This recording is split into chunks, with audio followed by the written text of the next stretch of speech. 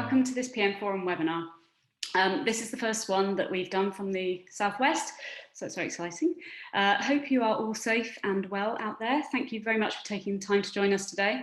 My name's Hannah Lee. I'm the Account Director at Mitten Williams, but I'm also the Regional Director for the PM Forum Committee in the Southwest. We are absolutely delighted to welcome Chris Kemp today. He's the co-founder and company director of Suited and Booted, who are an award-winning video production company based in Bath. Chris spent many years behind the camera before setting up Suited and Booted over 20 years ago. Suited and Booted produced video and animation for a range of national and international clients, predominantly in the science, tech and education sectors. Today, Chris will bring his extensive experience to the professional services world. In this session, you're going to learn why video is such a crucial part of any brand today, demonstrating the value that video and animation can bring to your marketing communications. He'll be taking you through what kind of stories work and why, how video can work for your organisation, and how to brief in an agency to get the most out of your video collateral. We'll be taking Q&As during the session, but I'll gather them up together and then I'll put them to Chris at the end. And if you have any kind of technical difficulties, then please use the chat function and we'll try and sort them out as best we can. So for now, I shall hand over to Chris Kemp. Thank you, Hannah. And good morning, everybody, or good afternoon, everybody, depending on where you are in the world. It's an absolute pleasure to be with you today. And for people to be from so many different places. I noticed from the attendees list, there's somebody from Hong Kong, somebody from the British Virgin Isles. I suspect you've both got better weather than we have here in the UK. It's now gone typically April. It's cold and it's wet. Right, I'm just going to share my slides. Give me a moment. So, first of all, just to introduce ourselves. We're Suited and Booted Studios. I'm Chris Kemp. I'm the co-founder of Suited and Booted.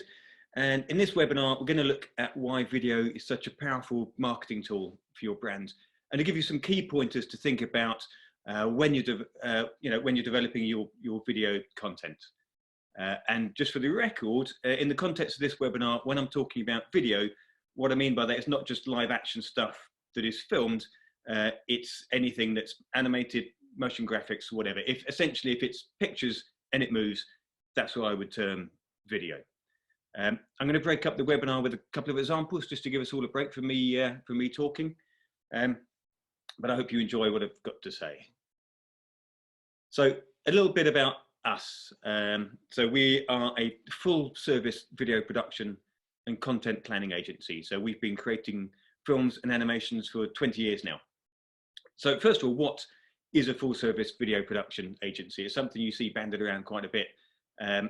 But essentially it means that we do everything from developing a client's video marketing strategy through to writing it, scripting, the concepts behind it, producing, creating content, and that goes through to the distribution and activation of it and the strategy behind that. And then also at the end of it, providing a digital archive solution so that when you're looking for your films in 3 years' time, 4 years' time, you still know where you're going to find them. We work across a whole range of sectors, but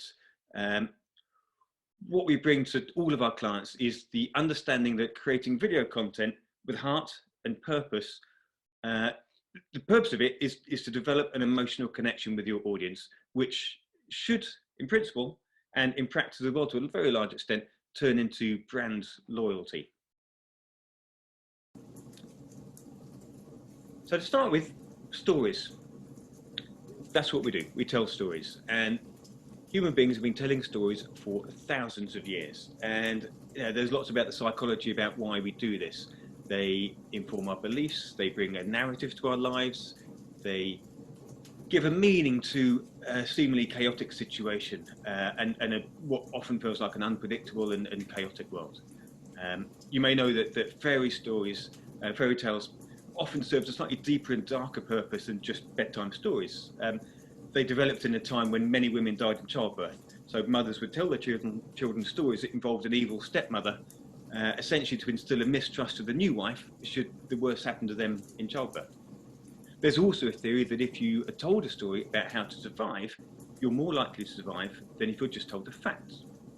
So for example, if I said, don't leave your food out, it'll attract bears, it's never really quite as effective as if I were to tell you, well, do you know what? One time my cousin was camping in Canada and they were attacked and killed by a huge brown bear. And I'll tell you why. The bear was hunting for food, and what my cousin had done had kept the camp supplies in his tent rather than up a tree. That's why the bear found the food. That's why the bear found him. That's why the bear ate him. So make sure you don't leave your food out when you're camping. If you put it in the context of a story, it works by giving you both the facts and an emotional response, which then kind of backs up what the facts are telling you. In fact, a professor at the Stanford Graduate School of Business has done some research which has shown that when you weave a narrative into information, then people are up to 22 times more likely to remember it. And that's quite a bold statistic, isn't it? 22 times more likely. That's a lot more likely. So if we think about how this theory then works if we turn it into a brand, well, let me give you an example. So if I tell you that I run a leading video production company with a particular interest in working with science and tech, that's the kind of thing you'd forget within a week, probably. But if I embellish that a bit, and as Hannah mentioned, I've been running Suited Media Studios for 20 years, and I spent a lot of time behind the camera before that. But if we go a little bit further than that, I am, in fact, a doctor of theoretical chemistry in a previous life. My PhD was in molecular modeling of open shell transition metals, which might mean something to some of you, might not to others. But what that means is I'm really at home if I'm in a lab talking to academics. And whilst I was doing my PhD research, I joined the Photography Society at university. I spent lots of time in the darkroom. And in a funny sort of a way, if you combine that along with the computer program I was doing, it sort of ends up with what I do now. And what it means is I'm genuinely interested in the research that I get to film. So I'm never happier than when I'm in a lab or in an academic scenario talking some in-depth geeky stuff with some academic. And in fact, one of my proudest moments is filming with my son and his research when he was doing his PhD. So that's me on the left there, that's him on the right. And yep, he's now a doctor, he's working in New Zealand. And we do once in a while, in fact, we did have the great thing, we managed to have a situation where somebody came into the room and said, Dr. Kemp, and we both got to answer. And on occasions, I've also got to tell people they're talking to the wrong Dr. Kemp, which of course puts me in mind of this. Now, you don't need to know where that quote's from particularly, but what you're going to remember probably is that I'm a doctor. And if you're a company that's looking at producing something in the STEM sector and you're looking for a production company, then chances are you're going to think, oh, there was that fella that I saw the webinar of. He was a doctor, he understands this kind of stuff. I'll give him a call and talk through what we're after. Now, because of that, I told you the facts. We're a video production company, but I've given you a story, given you something to hook onto in an emotional context. But this webinar isn't about me. It's about you guys. And one of the things I was thinking is how many of you work in a company that would describe itself as innovative or leading or dynamic? And the answer to that is quite a lot of you, because I looked up on the participants list, and from a quick Google of your companies, loads of them describe themselves as innovative, leading, that kind of stuff. But if everybody is saying that they're a leading company, then how do potential customers tell you apart from the competition? It's that concept that if we're all special, then nobody is. Well, the answer to that is it's by your stories. And if it's by your stories, what's the best way to share your stories? The best way to share your stories is by video. And that's why video is crucial to your brand. If people are looking for a new professional service, it's probably because they're looking for something different from what they already have. And the evidence is that we make decisions, particularly purchasing decisions, emotionally rather than rationally. I'd imagine even with something like professional services, you know, how often do you hear people say, oh, I picked that company to work with, I just had a hunch about them, or it felt like a good fit, or I've got a feeling about them. And it tends to be on those kind of things, and even when we're making an important choice, that it's, at the very best, it's a mix of the rational and the emotional, but as often as not, it's much more on the emotional. So let's have a look at why you should use video. So a couple of statistics on video. By 2021, it's expected that 82% of all content consumed online will comprise of video or animation. On average, 72% of people prefer video over text, and people are twice as likely to share video content with their friends than any other type of content. So it's clearly a powerful medium to be dealing with. Let's think for a moment about YouTube. So just to give you a context for that, YouTube is the second most visited site in the UK. And that traffic from the UK alone accounts for 4% of the global traffic to YouTube. So that's a 25th of the global traffic is from the UK. So obviously in the UK, we're YouTube fans. There's an upward trend of YouTube, the general sort of viewing figures, and also interestingly, the second most popular search engine. That was something that continually surprises me. I guess it's a bit unsurprising given it's owned by Google, but in recent figures, so in February, Alphabet published the advertising figures for YouTube, which generated 5 billion in ad revenue in the previous 3 months. And really that's testimony to the power of that as a medium. If it wasn't such a powerful medium, the advertisers wouldn't go there, they wouldn't do that spend. But it's not all about YouTube, of course. Including video in a social media post gets you about 12 times as many shares. Using video in the subject line and body of emails will increase the opening rate by 5. Explainer videos can increase conversions by 86%, and the retention of information given in a video is 95% compared to just 10% just as text. Now, just to clarify, I'm not saying that you need only to use video marketing. What I am saying is that it's a tool in your marketing toolbox, and any successful digital and content marketing strategy should include an element of video because it's one of the best ways to develop and foster a real connection with your clients. Why? Because video provides you with a tool to create content with what we would term mass intimacy. It's not a billboard or an advertorial piece or a traditional mail shot. Now, what's key here is that these days, most people will watch video content on their phone or personal computer, but particularly their phone. And quite often they'll be watching headphones on. The statistics as they're going is showing that it's a pretty rapid move at the moment to mobile devices rather than desktops. It's recently reported that 60% of digital requests originated from a mobile device. And then when you think of how people use mobiles, it tends to be in a pretty insular way. They've got their headphones on, they're just locked into their little bubble. You just need to look at people when they're on a train or on a bus, they're there locked into their phone. So video is not the shared viewing experience that it once was. And that gives you an opportunity for your brand to have a one-to-one connection with that viewer. For that brief time, you've got their undivided attention. And that's a really powerful thing to have. Video also allows you to get your brand across really quickly to your audience. It can show your tone of voice and company ethos quicker than you can in print, because these things are often represented in not necessarily the things that you say, it's the things that you see. Because let's not forget that by using video and telling a story, you're sharing your brand, its values, and its successes. The story demonstrates your brand proposition. And this is why we always say to our clients, think about your brand first and your film second. Now, I know that the majority of you work in marketing, so I appreciate that what I'm saying here is stating the obvious. But for some reason with video, people can forget the basics and start thinking that they're Steven Spielberg in some way.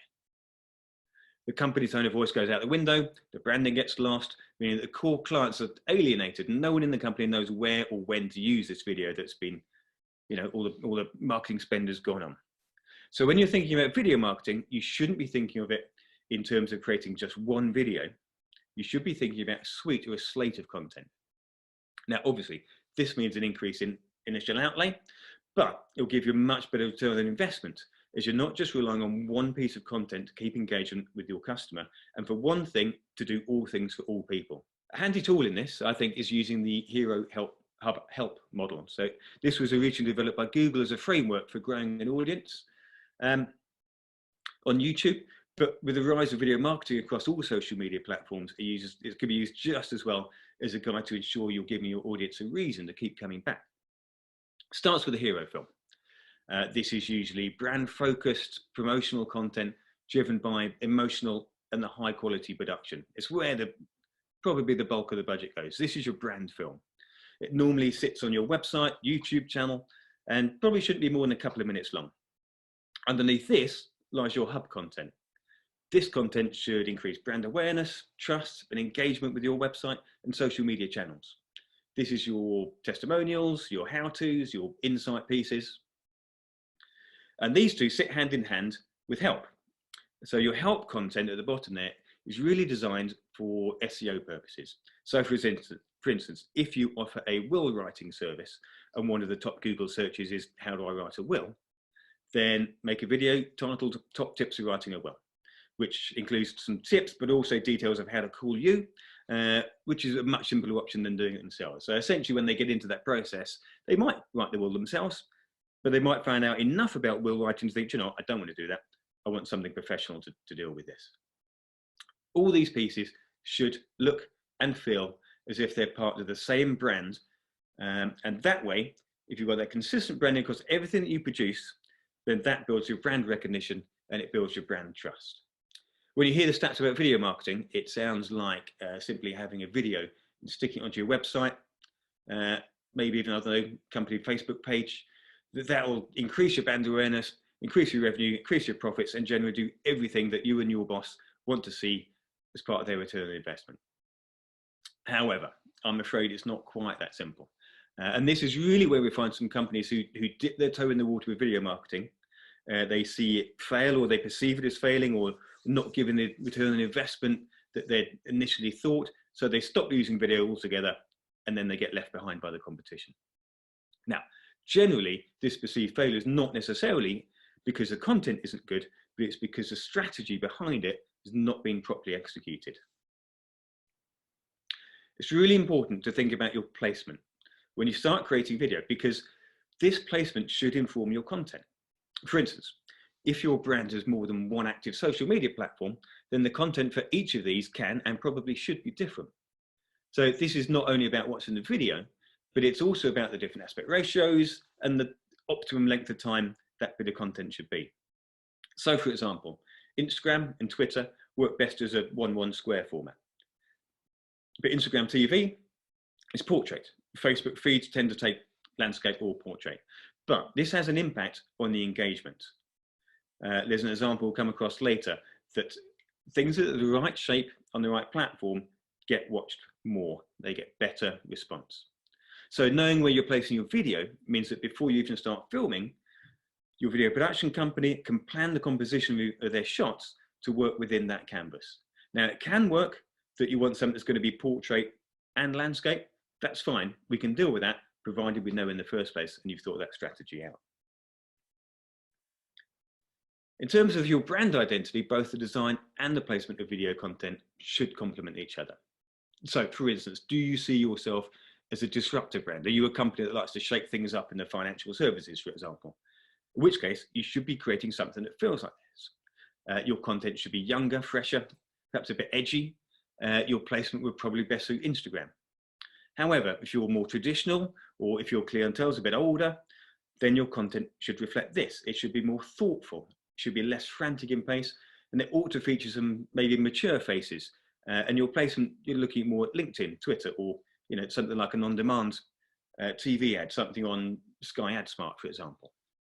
Essentially, are you the person on the left? Are you the person on the right? What's your visual tone of voice? Because those things are telling your audience so much about you as a company and what you like to interact with without having to explain it. It's showing it rather than saying it. Another key consideration is that 85% of social media content is watched with the sound off. This means you either need to use what we call dynamic subs, which is text on screen, or subtitles, the standard CC captions, which are fine, but I find them a little bit clumsy and disruptive when you're watching a closed caption as an SRT file. But you need to have those there if you're going to add speaking into your video. Both these need to be considered in the development of your content. So again, it's thinking about that before you start. There's also a growing trend for sound on to be added in the post copy. So you can encourage people to put the sound on, they won't necessarily do that. And of course, the thing we know about social media videos, is to keep them short. I mean, compared to the video adverts, which are designed for TV or on-demand TV viewing, which follow pretty much a standard advert structure, when you're making for social media, you've got a whole load of other pressures on it. You're competing with the scroll. It's encouraging people to watch that YouTube pre-roll a little bit longer, which completely disrupts the structure of it. A typical social media film structure is something more like this. Rather than having your traditional beginning, middle, end, what you do with a social media structure is to essentially put your end at the front, so you know what people are going to be doing, and you're getting your call to action much further forward. If you've got an attention span, let's say it's a 11-second piece you're making, if you're knowing that 50% of your audience are going to drop off in the first 4 or 5 seconds, then you need to get the key information into that. And the other thing is they should loop. Again, something to be thought about in the planning. So the question is, what kind of stuff should you be making? And this all comes down to your brand and where that content sits in your Hero Hub help plan. A couple of other statistics just to get you thinking. 65% of people use YouTube to help them solve a problem. A recent Ipsos survey showed that 62% of people said they were more interested in a brand or product after seeing it in a Facebook story. And video campaigns on LinkedIn have 50% view rates. Now, you've got to interpret these statistics a little bit to your sector. It would be ridiculous to think that just saying 65% of people use YouTube to help them solve a problem and assume that applies across the board. These statistics are going to be different if you're dealing with an audience that is in their 20s compared to an audience if they're in their 60s. However, what we do tend to find is that these statistics do bear out, across all those different sectors, and these trends are all sort of heading in the same direction regardless of sector. So let's start with the hero films when we're thinking about these structures. So your hero stories is where hero films are where your stories really come into their own. Think about the story of your business. What makes it unique? What do clients say about it? What's your tone of voice? Stories that stay with you will have some form of emotional connection with the audience. With this in mind, it may be that your story is best told through the eyes of someone that's impacted on. Maybe it's a case study. Maybe it's someone that's used your product or service, that's made a big difference either to their lives or their clients' lives, potentially. And don't be afraid to focus not on the specifics of the business, but on the effect it has on people because they use it. Very much who, where, what, why. And it's that human narrative that I spoke about. So for some businesses, I think potentially, especially in the professional services sector, this can be a bit of a leap of faith. I think lots of people are more comfortable talking about maybe how much money they could save people or how efficient their service is or what a proper legal framework is going to do for them. But if you can bring out the human element of it, I think it makes all the difference. So fine, if you're saving people money, that's great. But what does it mean, in terms of what they're able to do with that extra money? If you're efficient, what impact does it have on people's work-life balance or the environment? If they're saving money, does that mean they retire earlier, go on better holidays? It's that, okay, we do this for you, it means that you can do this. We'll talk later a bit about purpose, but in your video marketing strategy, this is where you want to be showing your purpose, what you're really about as a company. Now, what makes this even better is you can repurpose stuff. We're very keen on repurposing things. There's no point shooting stuff once and getting used for one purpose. So you can make a 2-minute film that sits on your YouTube, on your website, get screened at events, conferences, sales pitches, but you can recut that into 30-second pieces, which can be an advert, online, TV commercial, whatever. You can go into your social media stuff. So stretching this, you can make 10 to 15-second taster edits. You're putting those out on social media, and what those are doing is driving people to somewhere else. They're driving to watch the longer film, they're driving to find the other content, they're driving people to your website, whatever it is you're looking to do. Let me give you an example. It's way better than I imagined. It is actually really hard to describe. Being able to look at that amazing view of planet Earth, it's way beyond my expectations. Does my heart beat faster in space? Actually, it's the opposite. My heart beats a little bit slower up here in space.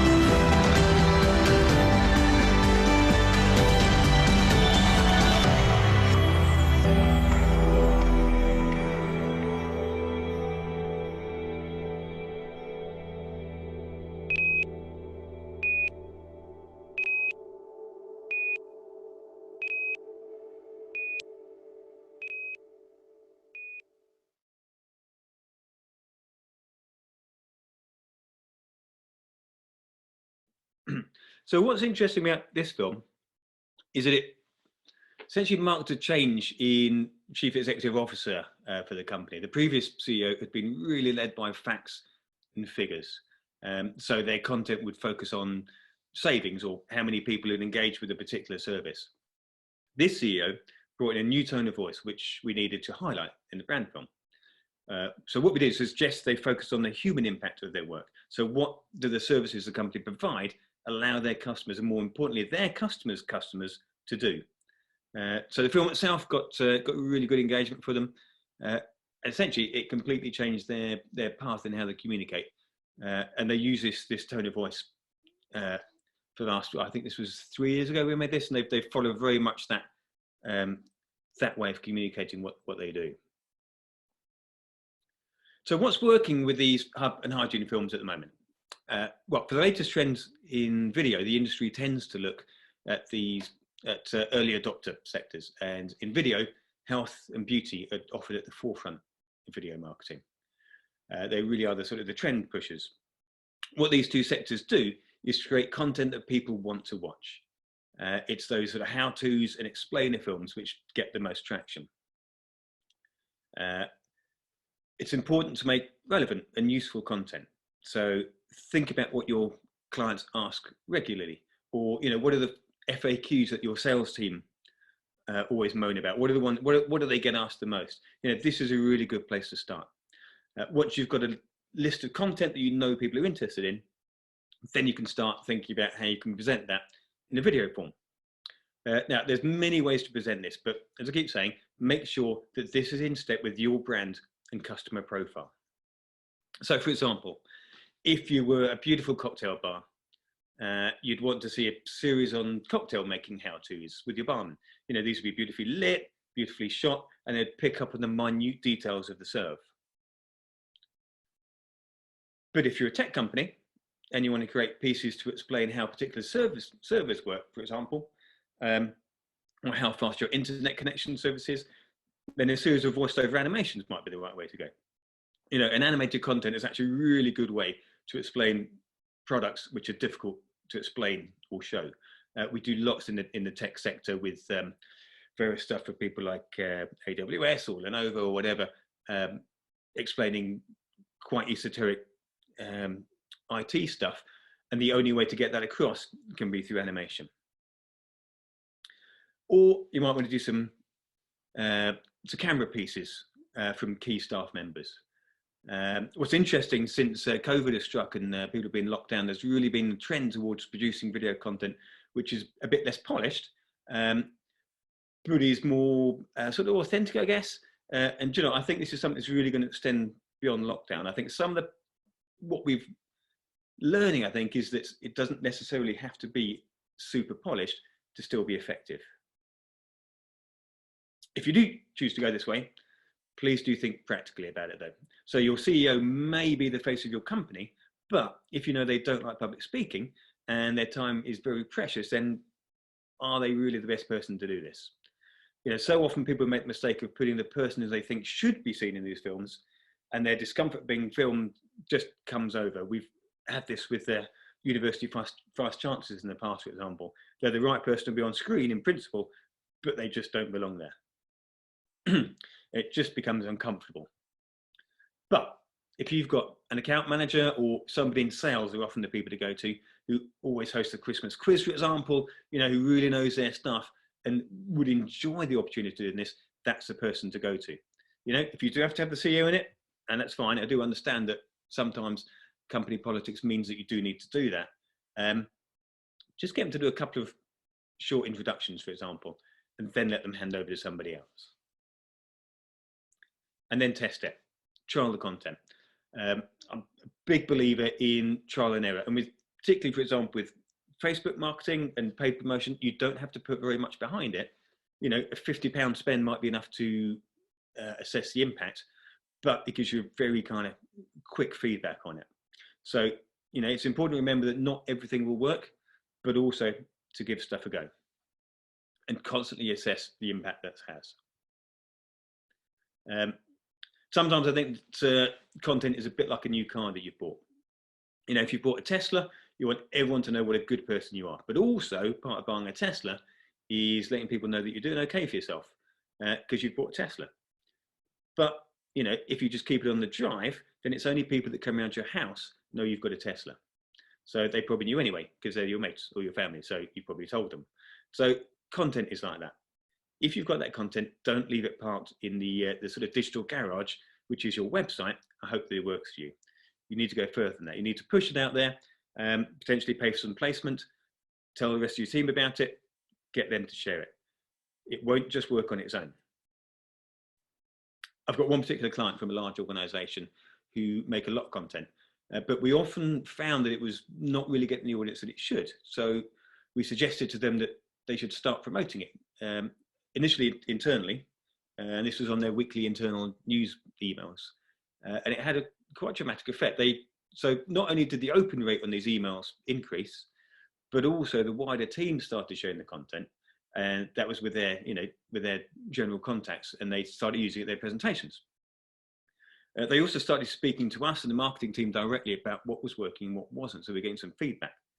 And one very simple thing that changed was that one of the junior members of the social media team noticed and told us that they got greater engagement from their very active Twitter community if the video content was square rather than landscape, and if we use dynamic text rather than subtitles.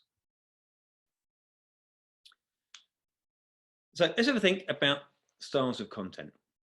We've got a list there: TV ads, web promos, pre-rolls, product videos, events, explainers, presentations, vlogs, tutorials and how-tos, customer testimonials, personalized stuff, email content, live streams, webinars. And then have a think about those and how those might work in your company. Not everything will work for everybody. It's not an exhaustive list, but you don't have to do all kinds of stuff. You pick the things that will work best for you. I think another trend, well, I guess in a way a non-trend, I think we'll see in 2020, is a paring down of content. You don't have to make everything. You know, you've got a finite marketing budget. So do you really need to film your shareholders' quarterly meeting? You probably don't. But you might want to live stream your annual conference. And again, this is something I think companies should be increasingly thinking about, especially if they're keen on reducing their carbon footprint. I think what we found at the moment is actually doing stuff by webinar, by doing it remotely. Do you know, it's fine. You don't have to fly everybody in from around the world just to be at the conference. Some people can just do that remotely. Finally, and oddly, this is something that often does get forgotten about, is what action do you want the viewer to take when they've watched your piece of content? I think some people overlook this when they're starting out and they're creating their video content because, you know, like I said before, they come over all a bit Steven Spielberg and forget that very basic thing of what you want them to do. But what you want the viewers to do is absolutely vital in thinking about the mechanics of the placement of the content. This is really something you want to talk to your agency about. And again, it comes back to a return on investment. What would be a measure of success? What are you looking for this person to do once they've watched that piece of content? And there's all sorts of stuff that it might be. You know, if you want to do a direct click through or a personalized email, or, you know, perhaps just posting on Twitter's not going to be your best option. But, you know, if you're looking for people to click through to your website, to find out more, to buy a product, to call you, then, you know, Twitter does allow you to do all that kind of stuff. And it's fine. Don't worry that if all what you want from your content is as simple as someone to think, you know, I want people to recognize my brand and know what I provide. But discussing this in the initial stages of planning mean that your content will be designed to fit that purpose. You're more likely to get your audience to do the thing that you want them to do. Also means you'll be getting better value for money, because one piece of film doesn't just need to be one piece of content. And you can change what you're putting at the end of films really easily. It's just changing an end slide, it's changing where it's placed. Which brings me to my next really important point, which is what we always talk to our customers about in development phase, which is planning ahead. So don't just think about what you're going to do with the one film you'll be making.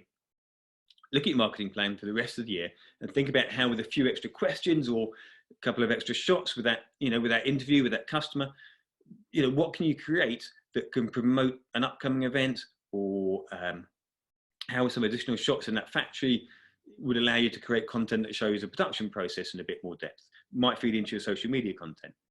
You know, as a production company, we know there's always going to be footage that, as we say, ends up on the cutting room floor, by which I mean it won't make it into the one film it's been shot for, but it can still be good content. And with a little bit of forethought, it can give you a whole supporting campaign behind it. So, an example of that, we produced a TV advert for a food supplier. So what it involved was filming with 5 or 6 local producers.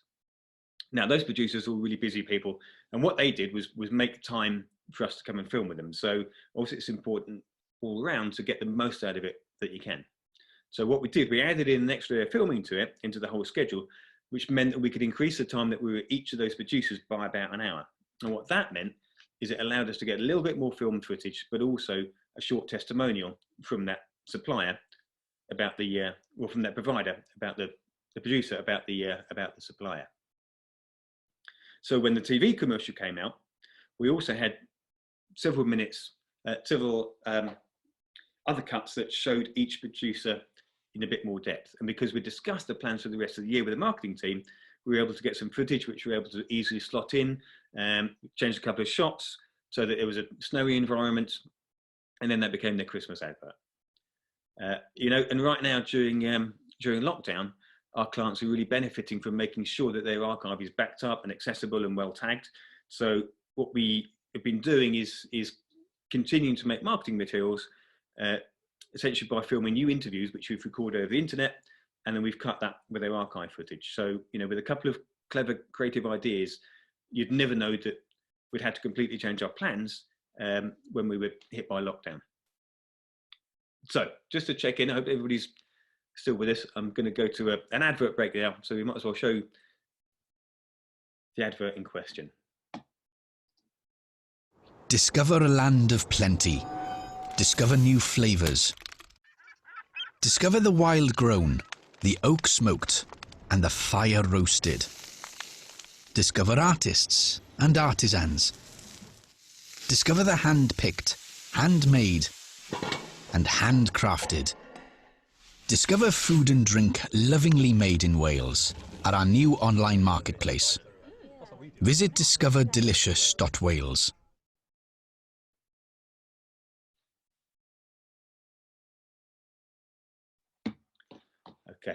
So I'm going to talk now a little bit about what I think is one of the biggest changes that we've seen in marketing, certainly video marketing, in the last 18 months. And I'm sure it's something you've seen too. And I think this can be one of the ways in which video is altering how we consume marketing content.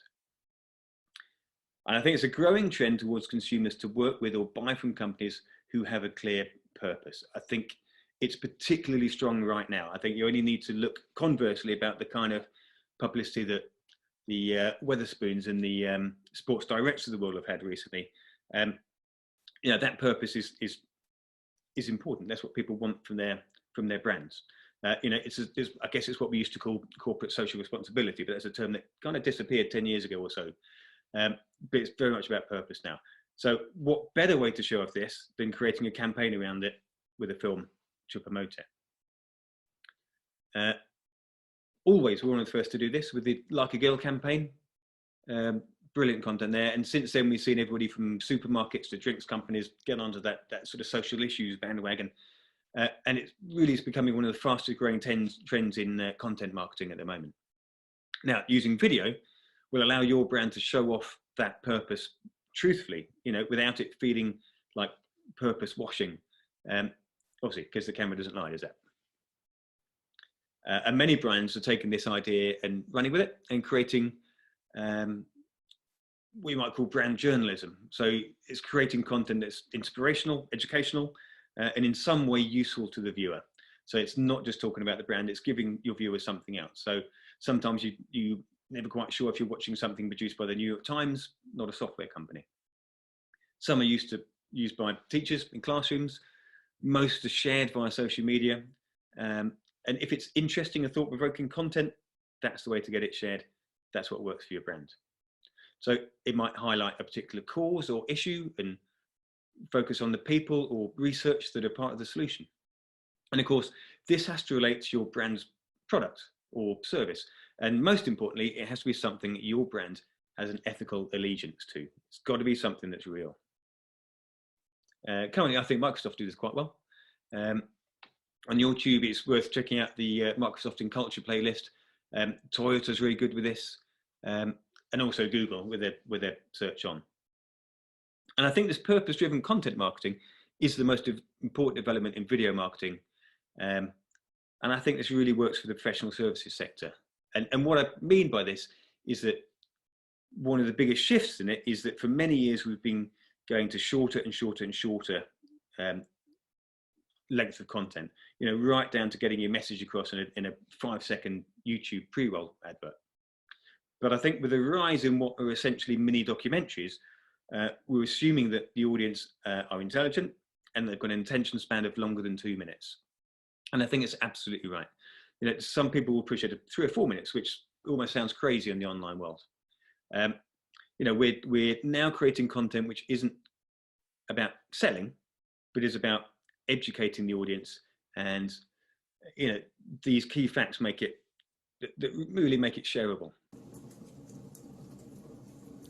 So remember what we talked about at the beginning about it being about stories, you know, and making sure that things have got an emotional narrative to back up just the bare facts. So you can also translate that into the HHH model. So it's no longer necessarily just one hero film at the top. Below this are related pieces like in-depth interviews with people that are featured in the hero film, maybe. And then at the bottom line, your help section, your shorter cuts, which are repurposed, named, tagged, making sure that you're maximizing your search engine optimization. Yeah, we've seen this work really well with our clients, moving them and their brand from being, you know, dull statistics-driven content, which only really got minimal content, to being seen as much more thoughtful and purposeful as companies, which has seen engagement and content shares increase proportionately. One of the examples for this is for the alumni department at the University of Bath. And really what we did for them was a piece, and I don't think we've got time to show it now because time is passing. So, but this will be in the slides that you'll all get if you'd like them at the end of the presentation. Essentially, it was moving a university from being the normal sort of narrative of we educate you well, you get a better job at the end of it, employability, etc., etc. It was actually changed in their mission through one of their scholarship schemes to explain that they change people's lives. So I'm just going to skip through this. So let's go back to what we were talking about at the start. And you need to be thinking about placement. And I'm going to let you into a secret here. There is no viral button. It doesn't matter how great your content is. If you're looking for that golden ticket of organically going viral, I'm afraid that actually is rather more unpredictable than people think. We've been asked so many times to make a thing that's viral. You don't make a viral film. What you do is you make a film viral. So what you need to do is, to get something to go viral, is you need some luck. You need your content to be in the right place at the right time. And 99.9% of the time, you'll need to put some money behind it to put it where people can find it. Now, I've got to say, I'm not an expert in strategy or planning. We have somebody in-house that does that for us. And to us, that would be a whole, probably 2-hour seminar on that. But what I can tell you is that investing in some distribution will increase the chances of your views growing organically tenfold. You might decide you want to concentrate just on social media campaigns, or you might want to venture into something like Sky AdSmart, which is a data-driven TV advertising, which can be very effective indeed. But thinking about the purpose of your content will help your agency place your content in the right spot from the beginning. And that's why it's something we've included in the briefing template we always use with our clients in the initial stages of our conversations with them. I thought it'd be useful actually just to share our video briefing template. You'll be able to download these from our website if you choose. But I think it's really important that when you're briefing a creative agency, you need to pass on to them a real clarity of who you are as a brand and why you want to produce a video. Without that, your video production company can't do their job. In the past, we've spent hours talking to clients only for us to all realize that in fact what they needed was a whole new website, not a film at all. Or actually in one case, we realized that it wasn't a film they wanted or more films they needed. They just needed to train their sales team properly. It's always a good idea to actually think about giving the agency a presentation about you and who you are. Now, I appreciate this isn't necessarily the normal way of doing things, but, because generally the agency is coming pitching to you. But if this is the first time you've worked together, you're the expert in your brand, not your agency. Really important to keep that in mind. You're the experts on this. But there's a few techniques that we find helpful to ensure you're getting real clarity for your brand. The first is the age-old technique of doing pen portraits of your clients, which cover who they are, why they use you. And then the other thing to really drill down on this is to ask yourself, so what? So I asked earlier, how many of you work in a company that describe yourself as innovative or leading or dynamic? If you answered yes to any of those, then think about why as a brand describe yourself that way, and then ask, so what? What does that mean to your audience? And what do you have that might illustrate it? What are the stories that lie behind it that give weight to that proposition, so it's more than just a brand ambition, it's actually got some truth behind it. Now, with all this kind of stuff, many agencies, including ourselves, will generally provide this initial consultation as part of the process, because the first thing is to really, really get to know your brand if you're going down that process. And once you've got clarity on that brand, then I think it's important to think about these 5 key points, which is who you're aiming to target, what you want them to say to you, what you want to say to them, where you're likely to find them, how you want to say it, and why should they care. And this might seem obvious, but if you can go to an agency and present them with this, then you'll be given a real clarity about you and what you want to achieve, and that will save you time and money in the long run. And it doesn't matter if you're talking to a top international agency or if it just happens to be Dave in HR because you don't have much of a budget and you've got to do it internally, and Dave did a media studies course and he's got a nice camera. So, regardless, you should be briefing properly. Last thing, just I'm aware that I've spoken quite quickly. We sort of covered quite a lot in this sort of 50 minutes or so. If I were to distill this all down into 3 key tips, first it would be brand first, film second. Make sure you know what your brand is. You can't express your brand in a film unless you know what your brand is.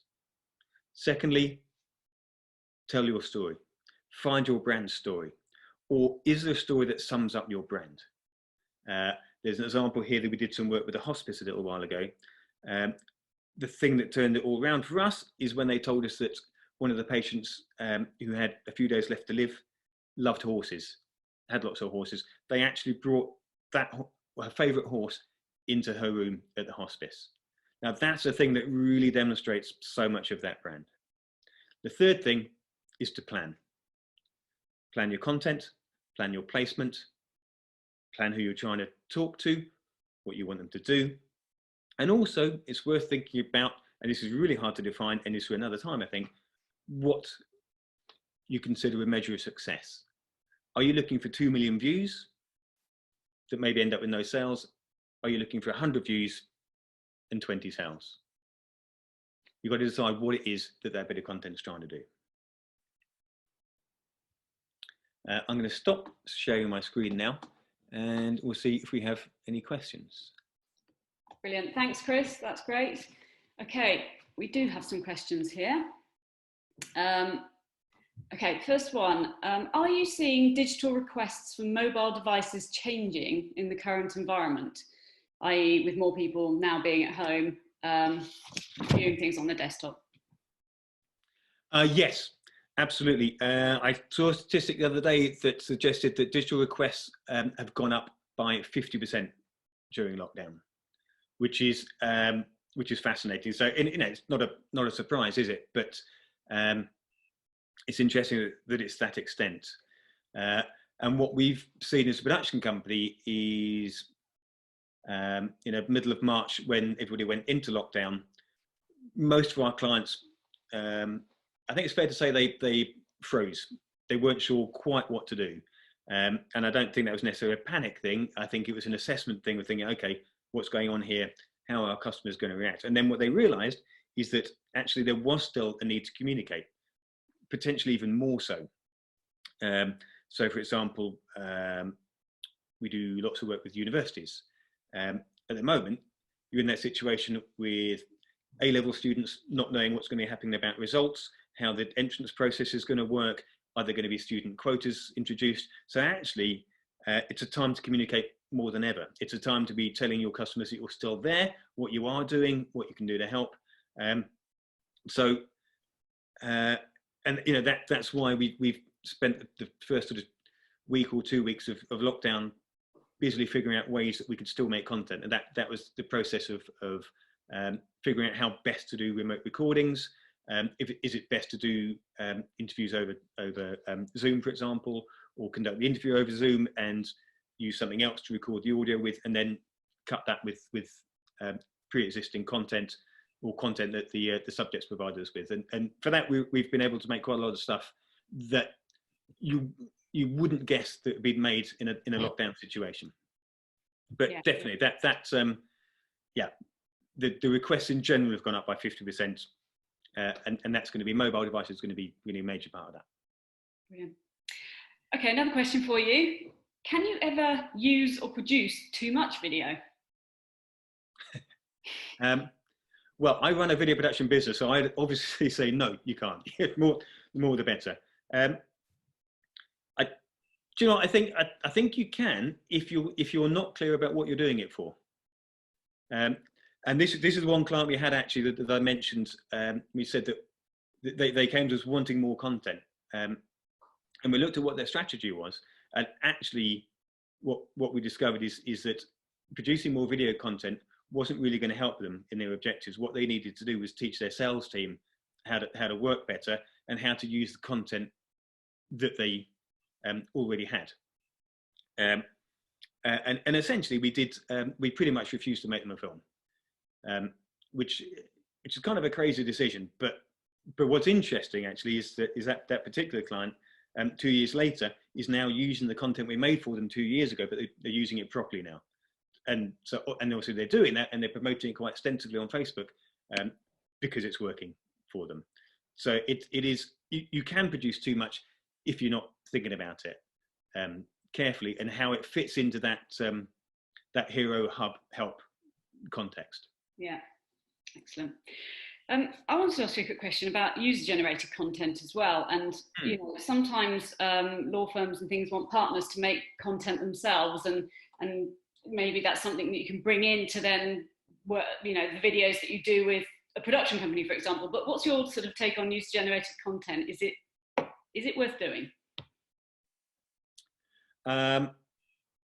It's worth doing if it adds value, and I think it's worth doing if you frame it in the right context. It would sit in the probably in the help section of it, of that structure, possibly in the hub. It depends how well it's done, but I think there's a lot of value to it. I think if you've got that user generated content and it's from clients potentially, you know, if you're I don't know, let's say I'm a law firm, of course I'm going to say how good I am. Of course I'm going to say our services are brilliant. But in terms of generating new business, that's not necessarily going to be as effective as your clients saying how good you are. You know, it's like the Google reviews system. If it's coming from the horse's mouth, that carries a lot of weight. So yeah, I think that can be really useful. I think but so long as it's put in that context, you wouldn't sit it alongside your hero film, because the production quality would be entirely different, and that would be you know, the two things would clash against each other. But if it's in that section and it's adding, for example, to reasons to buy, then I think it can be effective. And I think also it's fairly easy to find online, particularly at the moment. You know, and we have them on our website, some top tips as to how to record yourself, you know, like on a Zoom setting. So it's what's really important is that you make the audio and the video as good as it can be within that context. Yeah, great. Okay, the importance of having the right music or the soundtrack. Could you tell us a little bit more about that? Yeah. Do you know, music's difficult because it's so subjective, and you can pick one piece for a client, and they might, you know, well actually within a client, one individual within that company might love it, the person sat next to them might hate it. I think, you know, you see this in films particularly. The music can often be used as a shorthand for telling you how you ought to feel. If you're building suspense, if it's a sad piece, I think it's worth noting things that you like. And again, this is sort of part of the briefing process. I think we like clients to give us some examples of things that they don't like just as much as things that they do like, because it helps you pick apart what works for them. There was a phase about 2 years ago, it was when the Apple adverts were everywhere, and every piece of music was accompanied by a hand clap, percussive section, and it was very sort of Jack Johnson orientated. So these things do go in trends, but music does make a big difference. It does. You need to pick it carefully, and often you'll need to manipulate it. So the libraries that we tend to use will give you a track, but also give you a set of loops from within the track, so you can reconstruct it to peak at the right time and to drop off at the right time.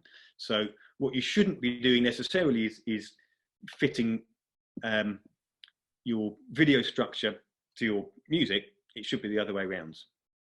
Depends how long it is, but it's you know, suffice to say, music is important, yes. Yeah. But to understand it's a trial and everything as well. Some things work well, some things don't. Yeah. Okay, great. We might just have time for one last quick question. how do you, let's have a look here. How do you manage the mindset shift from print approval to print? For example, paying attention ahead of filming rather than thinking they can change a huge amount in the first draft.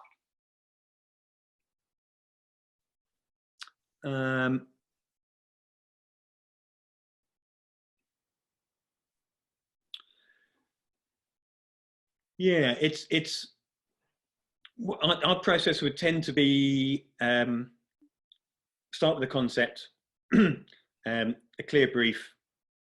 We would generally do some mood boarding at that point to make sure we're in the right sort of neck of the woods in terms of tone and feel and colour. From that, you would draft a script, probably a storyboard. You'd want that signed off by a client. There might be a couple of iterations on that. Then you shoot it, and then I think really it's part of the craft of video production. Is, you know, sometimes you produce a first draft, and a client will love it, sign it off straight away. We do get that happen, you know, plenty of times. We've also had times when you produce a first draft and the customer don't like it at all. I think